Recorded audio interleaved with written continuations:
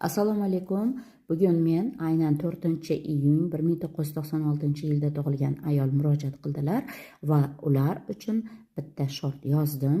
U yerda ota qanotidagi barcha minuslar aytib o'tildi. Endi esa sizga men bu ota liniyasida, ota qanotida sizga nima berilgan aslida buni ochib beraman. Diqqat bilan eshiting va albatta sizga ham qiziq bo'lsa, o'z sanalaringizda qoldiring. Bu yerda tug'ilgan kun, oy va yil. Buni hisob-kitob qilganimizda 7 kelib chiqadi. Bu markaz soningiz. Siz markazda qachon tura olasiz? Qachon hozir va shu yerda tura olasiz? Qachonki buni minus holatini bilamiz har doim, lekin plus holatini aniq bilganimizda biz hech qachon ikkilanmaymiz. Ishonchda bo'lamiz. Endi qarangki, hayot bir matematika yoki bo'lmasam shaxmat doskasi deydigan bo'lsak, bu yerda markazda turib, bu sifatlarimizda biz qanday взаимодействие, ya'ni birga harakat qilamiz.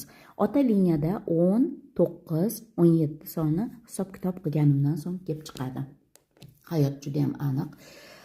Qarangki, minuslarini aytib o'tdim. Endi esa navbat ota liniyasi aslida bizga nima bergan? 17 dan boshlaymiz. Bu minus holatda sizda ssenariylaringiz, erkak bilan munosabatdagi, plus holatda esa siz aslida qanday ayolsiz? Sizga shuni erkak albatta ko'rsatadi. Ilhom beruvchi va nur taratuvchi ayolsiz. Siz odamlarga umid bera olasiz. 7 esa bu sizda markaz soningiz. Bu yerda siz qanday harakat qilasiz? Sizda kuch bor va o'ta harakatchansiz. Ya'ni siz lidersiz, sizda energiya o'ta kuchli. Ya'ni doimo lider bo'lishingiz kerak, energichni bo'lishingiz kerak, harakatda bo'lishingiz bu sizning strategiyangiz. Endi qarangki, 9 sizda nima bor?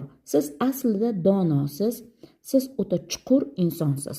Ko'p narsani ruhan baquvvat va o'ta chuqur o'ylay olasiz.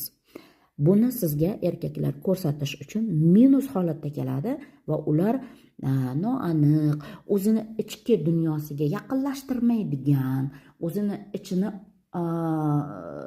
granitsasi, chegarasi o'ta kuchli erkaklar uchraydi va siz butun umr donoligingizni ishlatib, uni ichini kovlab, nima deyaptilar ekan, nima qilyaptilar ekan, hamikan, yo'qmikan deb umringizni o'tkazib yuborish. 10 esa moslashuvchanlik. Ya'ni siz qarorlisiz va moslasha olasiz. Siz har qanday